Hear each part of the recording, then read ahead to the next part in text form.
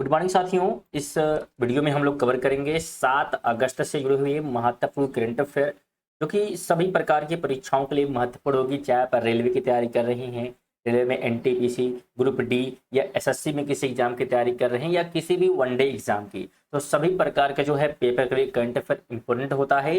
और बिल्कुल इस वीडियो में हम लोग वही जो है कवर करेंगे, जिसमें 20 जो है महत्वपूर्ण करंट अफेयर इंपॉर्टेंट फैक्ट के साथ क्या है कवर किए जाएंगे। तो बिल्कुल थोड़ा सा रुकिएगा, समय दीजिएगा। बेहतरीन तरीके से आपको करंट अफेयर जो है बिल्कुल पढ़ाया जाएगा इस चैनल पर, यानी कि AKSD क्लासेस पर। देखिए, पहला प्रश्न कहता है कि विकसित भारत के लिए नशा मुक्त युवा अभियान की अवधि कितनी है। विकसित भारत के लिए नशा जो है मुक्त युवा अभियान की बात करेंगे तो इसकी अवधि जो है 100 सप्ताह जो है बिल्कुल रखी गई है। सी आप राइट करेंगे। देखिए, इसके बारे में बात करेंगे तो प्रधानमंत्री नरेंद्र मोदी ने विकसित भारत के लिए नशा मुक्त युवा अभियान शुरू किया है। ध्यान रखेंगे, इस अभियान की अवधि 100 सप्ताह यानी कि लगभग 2 साल जो है निर्धारित की गई है और इसका उद्देश्य युवाओं को नशे से दूर रखना और उन्हें जिम्मेदार नागरिक बनाना है। अगला प्रश्न है कि रोटर क्लैप थर्ड अभ्यास का आयोजन जो है किसके द्वारा किया जाएगा। बिल्कुल बात करेंगे, रोटर क्लैप जो है थर्ड अभ्यास का आयोजन जो है यह जो है किया जाएगा भारतीय वायुसेना के द्वारा। बिल्कुल आप ए राइट करेंगे। इसके बारे में बात करेंगे तो भारतीय वायुसेना ने 1 और 2 अगस्त को राजस्थान के जैसलमेर में इसका जो है आयोजन किया। ध्यान रखेंगे, यह अभ्यास पोखरण फील्ड फायरिंग रेंज में आयोजित किया गया था और इसका मुख्य उद्देश्य या मुख्य लक्ष्य की बात करेंगे तो दुश्मन के ड्रोनों को ढूंढना और उन्हें हवा में नष्ट करना इसका उद्देश्य था। अगला प्रश्न कहता है, हाल ही में कार्यवाहक जो है केंद्रीय सतर्कता आयुक्त के रूप में किसे नियुक्त किया गया। तो यहाँ पे जो है नियुक्ति की गई है AS राजीव की। बिल्कुल क्या करेंगे आप, बी जो है राइट करिए। देखिए, इनके बारे में बात करेंगे तो AS राजू ने जो है कार्यवाहक केंद्रीय सतर्कता आयुक्त का क्या है तो पदभार संभाला है। ध्यान रखेंगे, उन्होंने प्रवीर कुमार श्रीवास्तव का क्या है तो स्थान लिया, जिनका कार्यकाल 2 अगस्त को क्या हुआ तो समाप्त हुआ है। साथ में ध्यान रखिए, केंद्रीय जो है सतर्कता आयोग की स्थापना 1964 में जो है के संत नाम समिति की सिफारिश पर की गई थी। अगला प्रश्न है कि bringing the cheetah back to India पुस्तक के लेखक कौन है। Beginning the cheetah back to India है बिल्कुल। तो इसकी हम बात करेंगे, लेखक जो है कौन है तो नाम है प्रशांत अग्रवाल। क्या नाम है, बिल्कुल प्रशांत अग्रवाल। डी आप राइट करेंगे। देखिए, बात करेंगे तो इस पुस्तक को 1998 बैच के IAS जो है बिल्कुल अधिकारी प्रशांत जो है अग्रवाल ने क्या है तो लिखा है। IFS अधिकारी हैं बिल्कुल। और यह जो है पुस्तक भारत में चीता को वापस लाने के मिशन और कूटनीति पर आधारित है। ध्यान रखिएगा, भारत में जो है 17 सितंबर 2022 को नामीबिया से 8 चीते जो है कूनो नेशनल पार्क में लाए गए थे, तो ये ध्यान रखें। अगला प्रश्न है कि वर्तमान में भारत के कैबिनेट सचिव कौन हैं जिनका कार्यकाल 1 साल के लिए बढ़ा दिया है। तो कैबिनेट सचिव की बात करेंगे तो नाम है TB सोमनाथन। बिल्कुल क्या हो जाएगा, सी आप राइट करेंगे। देखिए, बात करेंगे तो केंद्र सरकार ने कैबिनेट सचिव TB सोमनाथन का जो कार्यकाल है 1 साल के लिए क्या है तो बढ़ा दिया है। ध्यान रखेंगे, वे जो है 1987 बैच के IAS अधिकारी जो है हैं। साथ ही ध्यान रखेंगे, उनके साथ ही गृह सचिव गोविंद मोहन का कार्यकाल भी 1 साल के लिए क्या है तो बढ़ाया गया है। अगला प्रश्न है कि 13वीं ब्रिक्स शिक्षा मंत्रियों की बैठक 2026 का आयोजन कहाँ किया जा रहा है। तो इसका आयोजन हो रहा है भुवनेश्वर में। कहाँ पे, बिल्कुल भुवनेश्वर में। देखिए, बात करेंगे तो इस बैठक का आयोजन जो है 5 से लेकर 7 अगस्त तक भुवनेश्वर उड़ीसा में जो है बिल्कुल किया जा रहा है। और इस साल ब्रिक्स की अध्यक्षता जो है भारत के पास है और यह जो है भारत की चौथी अध्यक्षता है, तो ये भी ध्यान रखिए।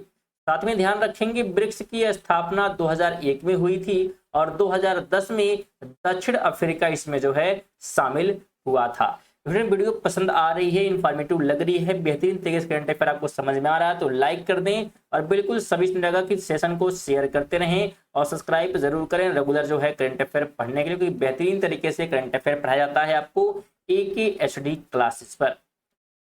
आगे बात करेंगे टूर डे फ्रांस फेम्स में हिस्सा लेने वाली पहली भारतीय महिला साइकिलिस्ट कौन बनी है। तो इसमें जो है पार्टिसिपेट करने वाली पहली महिला का नाम है हर्षिता जाखर। बिल्कुल क्या करेंगे, बी आप राइट करेंगे।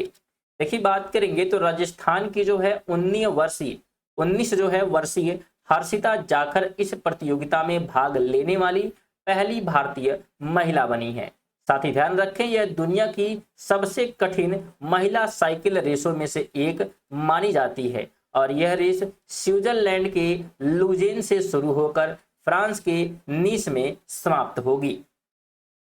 अगला प्रश्न है कि प्रशांत महासागर में स्थित नाउरू देश का नया आधिकारिक नाम क्या रखा गया। इसका नया जो आधिकारिक नाम है ये नाओ एओ गणराज्य रखा गया है। ठीक है, क्या करेंगे आप, डी जो है यहाँ पर ऐड करेंगे, रिपब्लिक ऑफ क्या है तो नारो। ठीक है, देखिए बात करें इसके बारे में तो नाउरू ने जो है अपनी स्वदेशी संस्कृति और पहचान को दर्शाने के लिए अपना नाम क्या है बदलकर नाओ एरो गणराज्य क्या है तो कर लिया है। साथ ही ध्यान रखेंगे जनसंख्या के आधार पर यह दुनिया का तीसरा सबसे छोटा देश है और इस देश की कोई आधिकारिक राजधानी नहीं है, लेकिन यारीन को अनौपचारिक राजधानी माना जाता है। अगला प्रश्न है कि 18 साल की उम्र में दुनिया के सबसे युवा पुरुष प्रोफेसर कौन बने हैं। तो उनका नाम ध्यान रखेंगे, क्या नाम है तो नाम है नाथन थॉमस। बिल्कुल ये यहाँ पे राइट करेंगे। देखिए बात करेंगे तो नाथन थॉमस ने 18 साल 346 दिन की उम्र में प्रोफेसर बनकर गिनीज वर्ल्ड रिकॉर्ड बनाया है।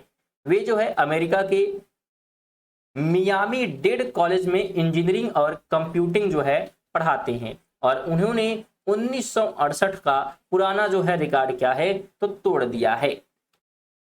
आगे है कि हिरोशिमा दिवस हर साल कब मनाया जाता है। देखिए हिरोशिमा दिवस की बात करेंगे तो यह जो है हर साल 6 अगस्त को क्या है तो मनाया जाता है।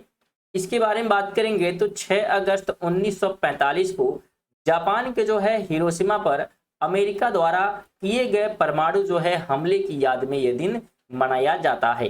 साथ ही ध्यान रखें हिरोशिमा पर गिराए गए बम का नाम जो है लिटिल बॉय था।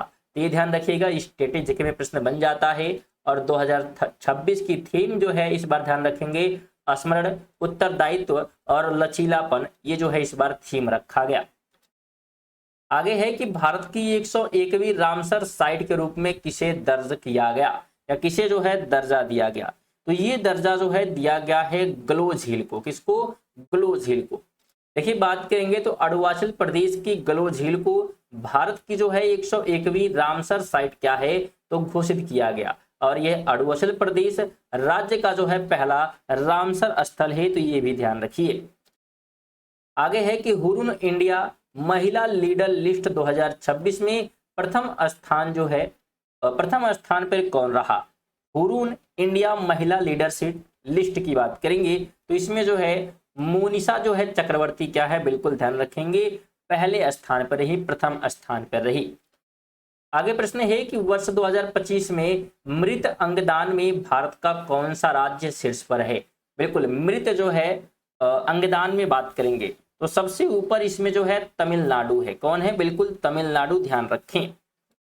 अगला प्रश्न है कि भारतीय रिजर्व बैंक द्वारा कार्यकारी निर्देशक के रूप में किसे नियुक्त किया गया है। आरबीआई के एग्जीक्यूटिव जो है डायरेक्टर की बात करेंगे तो यह जो है नियुक्त किया गया है मोनिशा चक्रवर्ती को ही, यानी कि ऑप्शन नंबर सी आप यहाँ पर राइट करेंगी। आगे है कि अंतरराष्ट्रीय क्लाउडेड लेपर्ड दिवस का लेपर्ड दिवस जो है कब मनाया जाता है। इंटरनेशनल क्लाउडेड लेपर्ड डे की बात करेंगे तो यह हर साल 4 अगस्त को क्या है तो सेलिब्रेट किया जाता है। अगला प्रश्न है कोष पार विक्रम साराभाई पदक 2026 से किसे सम्मानित किया गया। तो ये सम्मान प्रदान किया गया है अन्नपूर्णा सूर्यवंदन को। क्या करेंगे आप, डी जो है यहाँ पे राइट कर लेंगे, कोष पार विक्रम साराभाई पदक जो है दिया गया। आगे है कि इंडिगो एयरलाइंस के नए सीईओ कौन बने हैं। इंडिगो एयरलाइन के नए सीईओ की बात करेंगे तो विल वाल्च को क्या है तो बनाया गया है, बिल्कुल अगला प्रश्न है कैलाश चंद्र पंत जिनका हाल ही में निधन हो गया वो किस क्षेत्र से संबंधित थे। कैलाश चंद्र पंत की बात करेंगे तो ये जो है साहित्य एवं शिक्षा से क्या है जुड़े हुए थे, बिल्कुल सी हो जाएगा। देखिए कैलाश जो चंद्र पंत हैं साहित्य एवं शिक्षा के क्षेत्र से जुड़े थे और उन्हें 2026 में ही पद्म श्री से क्या है सम्मान यानी सम्मान दिया गया या सम्मान से नवाजा गया था। अगला प्रश्न है कि फ्लाइट हेरिटेज का दर्जा पाने वाली भारत की पहली स्वदेशी सैटेलाइट बैटरी कौन सी बनी। फ्लाइट हेरिटेज का दर्जा जो है मिला है किसे, तो ये दिया गया है पावर बैंक 50 को। बिल्कुल आप बी जो है यहाँ पे राइट करें। 20 है कि वज्र प्रहार सैन्य अभ्यास भारत और किस देश के बीच आयोजित किया जाता है। वज्र प्रहार जो है बात करेंगे तो यह जो है भारत और अमेरिका के बीच क्या है आयोजित होता है। देखिए बात करेंगे तो वज्र प्रहार भारत और अमेरिका के बीच होने वाला एक सैन्य अभ्यास है और 2026 में इसका जो आयोजन है हिमाचल प्रदेश के बकलू में क्या है तो आयोजित किया गया था। तो ये आज के हमारे 20 महत्वपूर्ण करंट अफेयर थे। सेशन आपको कैसा लगा है कमेंट करेंगे और बिल्कुल लाइक और शेयर लोग नहीं किए हैं तो कम से कम जाते समय लाइक और शेयर करके जाएं और AKHD क्लासेस को क्या करें सब्सक्राइब करें। साथ में अगर आप इसका PDF चाहते हैं तो PDF के लिए आप टेलीग्राम से जुड़िएगा, लिंक इसका डिस्क्रिप्शन में दिया गया है और व्हाट्सएप चैनल से भी जुड़िएगा पल पल की अपडेट के लिए एग्जाम जुड़े हुए जिसका लिंक भी डिस्क्रिप्शन में है। चलिए इसी के साथ मिलते हैं अगले क्लास में, तब तक के लिए जय हिंद, वंदे मातरम।